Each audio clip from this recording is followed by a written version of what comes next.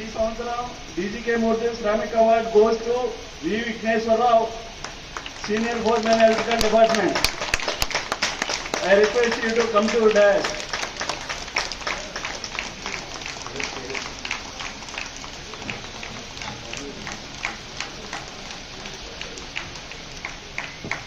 Can you give standing ovation to Mr. Vigneshwar Rao for winning this award? And request all the audience to please stand forward and keep clapping for this person.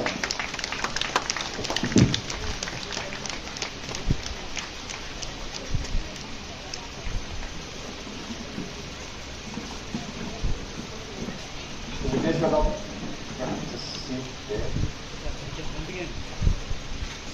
sit there?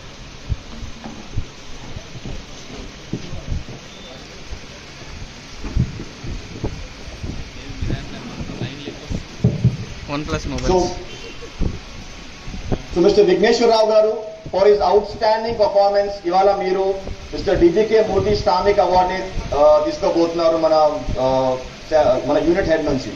So ముందుగా ఒక చిన్న brief అండి విఘ్నేశ్వర్ రావు గురించి, అతని performance ఎలా ఉందో అనేది చిన్న 2 minutes మనం తెలుసుకోబోతున్నాం. ఎందుకంటే ఇంత పెద్ద అవార్డ్ తను గెలుచుకున్నప్పుడు తన హార్డ్ వర్క్ ఏందో మనం అందరికి తెలియాలి. సో విఘ్నేశ్వర్ గారు is a very sincere and hard working person. Overall గా ప్రతి ఎంప్లాయీతో ఒక మంచి ఇంటర్ పర్సనల్ రిలేషన్షిప్ తన ఎప్పుడు ఉంటుంది. ప్రతి ఎంప్లాయీ తనతో పాటు హ్యాపీగా కలిసి పనిచేస్తాడు, హ్యాపీగా తనతో పాటు కోఆర్డినేట్ చేయగలుగుతాడు, తన ఎనర్జీని అందరికీ తను బాగా స్ప్రెడ్ చేయగలుగుతాడు మన ఆర్గనైజేషన్ లో. హీఈస్ ఆల్సో ఆ leader for Priya cement power quality team. So మన ఆర్గనైజేషన్ అంతా ఇంకొక అవార్డు కూడా ఇవ్వబడింది, ఒక పేరు కూడా ఇవ్వబడింది, ప్రియా క్వాలిటీ పవర్ టీమ్ అని. క్వాలిటీ సర్కిల్స్ వాళ్ళ నుంచి ఇవ్వబడడం జరిగింది. Is also has got a sound technical knowledge అండి. ప్రతి ఎంప్లాయీ అతనుకున్న నాలెడ్జ్ ని, అతనుకున్న ఇన్ఫర్మేషన్ ని షేర్ చేస్తుంటాడు. ఎవ్రీబడి ఆల్వేస్ అందరికి వచ్చి ఆ నాలెడ్జ్ తెలుసుకుంటూ ఉంటారు. So is got amazing knowledge on his technical department. During his service he has received so many service awards also. గత సంవత్సరాలుగా తను పనిచేస్తున్నప్పటి నుంచి 1986 నుంచి తను జాయిన్ అయ్యాడు మన ఆర్గనైజేషన్ లో. ఇప్పటి వరకు చాలా సర్వీస్ అవార్డు కూడా తను గెలుచుకున్నారు. ఈ రోజు తను డీజీకే అవార్డు కూడా, డీజీకే మూర్తి శ్రామిక్ అవార్డు తను గెలుచుకోబోతున్నారు. సో ఐ రిక్వెస్ట్ విఘ్నేశ్వర్ గారు టు సే ఫ్యూ వర్డ్స్. మీరు ఎలా ఫీల్ అవుతున్నారు ఈ అవార్డు గెలుచుకున్నందుకు? హ్యాపీగా ఉందండి. ఓకే, సో ఏదైనా ఒక 2 పాయింట్ సక్సెస్ మంత్ర చెప్పగలుగుతారా మన ఎంప్లాయీస్ కి, నేను నేర్చుకోవడానికి, ఇలాంటి అవార్డులు గెలుచుకోవడానికి ఫ్యూచర్ లో? మీ సక్సెస్ మంత్ర ఏంటండి? Very simple sir. అంత సింపుల్ గా కనిపిస్తుంది ఇంత కష్టపడినప్పుడు, బట్ చేస్తుంది. చాలా సింపుల్ సార్.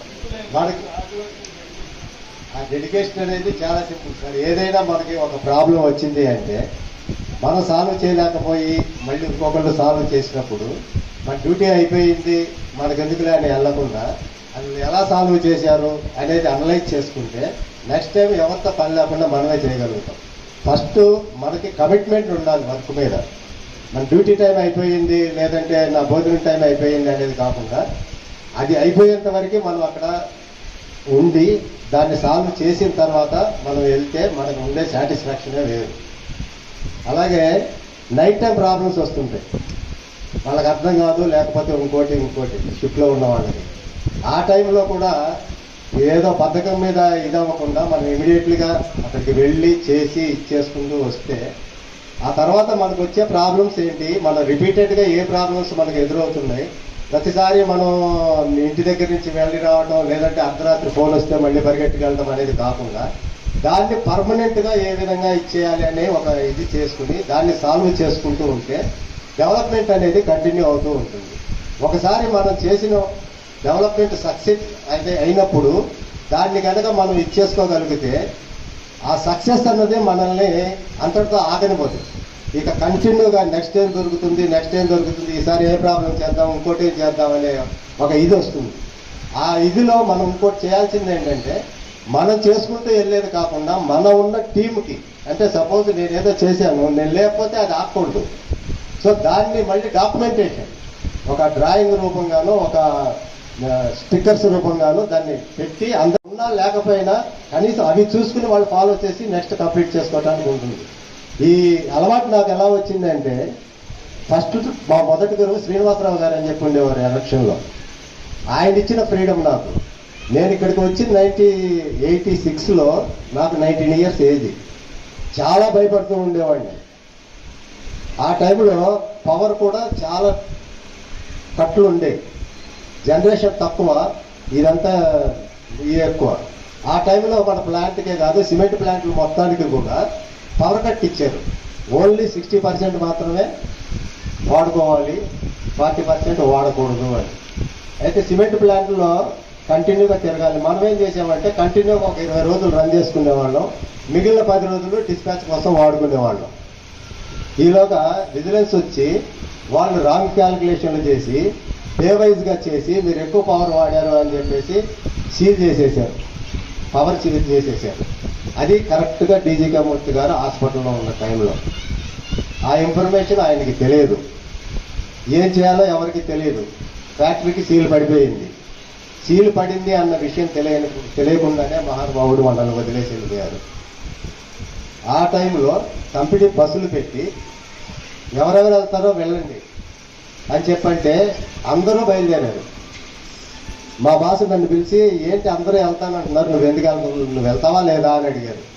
నేను ఒకటే చెప్పాను, సార్ పవర్ లేదు, డీజిల్ పోసుకుని జనరేటర్ రన్ చేసుకొని నీళ్లు లైట్లు ఇస్తున్నాం, వెళ్తే ఎవరు సార్ ఇక్కడ అని అంటే ఆయన సరే నేను కూడా ఉండిపోతాం, మన ఇద్దరం కలిసి చేద్దాము అని చెప్పేసి ఆయన మేమిద్దరమే వీళ్ళు రిటర్న్ వచ్చేంత వరకు కూడా ఆల్మోస్ట్ 48 అవర్స్ ఆఫీస్లోనే ఉన్నాం. మధ్యలో భోజనానికి వెళ్ళి వచ్చామంతే. ఆ టైంలో ఆయన నాకు ఉన్నది ఇద్దరమే. ఇక నాకు బ్రెయిన్ వాష్ చేయటము, క్లాసులు చెప్పటం, ఏదో టైంపాస్ కావాలి, ఏ పని లేదు. అట్లా ఆయన సబ్జెక్టులు చెప్పటము, ఇది చేయటము, నువ్వు ఇట్లా మెత్తగా ఉంటే పనికిరాదు, నీకు నిజం అన్నదాన్ని గొంతెత్తి మాట్లాడు, నీకు కరెక్ట్ అన్న ఆన్సర్ని భయపడుతూ చెప్పొద్దు, నువ్వు తప్పు చేసినప్పుడే నువ్వు భయపడతావు అని చెప్పి ఇచ్చేసి నాకు ఒక టాస్క్ ఇచ్చాడు ఛాలెంజింగ్గా. అప్పట్లో సబ్స్టేషన్ ట్రిప్ అయితే ఆన్ చేయాలంటే ఆయనే రావాలి, ఆయన తప్ప ఎవరు ఆన్ చేసేవాళ్ళు కాదు, అది చేత అయ్యేది కాదు. ప్రతిసారి నన్ను పిలిచేవాడు, ఆయన చేసేవాడు. ఒకసారి సింపుల్గా చెప్పాను, సార్ మీరు రావటం ఎందుకు సార్, నేను చేస్తాను అన్న.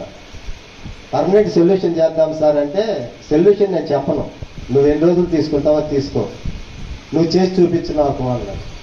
నేను ఆశ్చర్యపోయాను, నిన్న సీరియస్గా అంటున్నారా ఏమంటారు, ఎందుకంటే 130 kV లైన్లో చేయాలి అంటే మాకు అంత ఈజీ వ్యవహారం కాదు, ఏదన్నా పొరపాటు జరిగితే అది చాలా ఇదిగా ఉంటుంది. సరే ఆయన నిజంగా అన్నారో ఇది అన్నారో అని చెప్పి ఫస్ట్ నేను పేపర్లన్నీ ఒక 10 పేపర్లు నాశనం చేశాను, గీతలు గీసి అవి చేసి ఇది చేసి. శివరాత్రికి ఒకటి తీసుకెళ్ళి సార్ ఇలా చేస్తే సాల్వ్ అవుతుంది సార్ అన్నా, నువ్వు చేసేయి అన్నాడు. చేశాను. చేసిన తర్వాత చెక్ చేశాడు, ఇక అక్కడి నుంచి అది కంటిన్యూ అయిపోయింది. అక్కడి నుంచి నాకు స్టార్ట్ అయింది ఒక డెవలప్మెంట్ చెయ్యాలి అనే ఇది. అక్కడి నుంచి ఏ ప్రాబ్లం వచ్చినా ఈయన అంటే నాకు ఇది ఆ ప్రాబ్లం వచ్చింది, అది ఎందుకు వచ్చింది, నువ్వు దాన్ని చెయ్యి. We want all the people to get inspired by this speech, his performance, his hard work and dedication towards the organization and the department.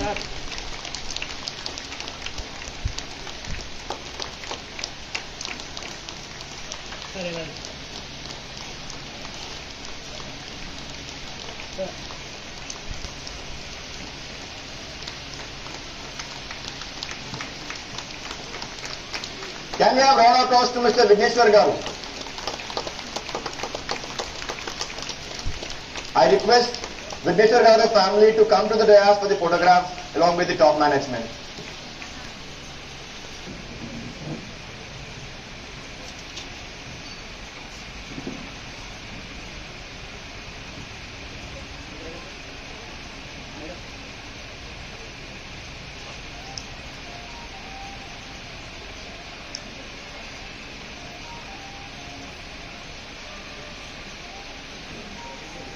Thank you so much, Mr. and Mrs. Vigneshwar Garu. Thank you for the honor, sir. Thanks a lot.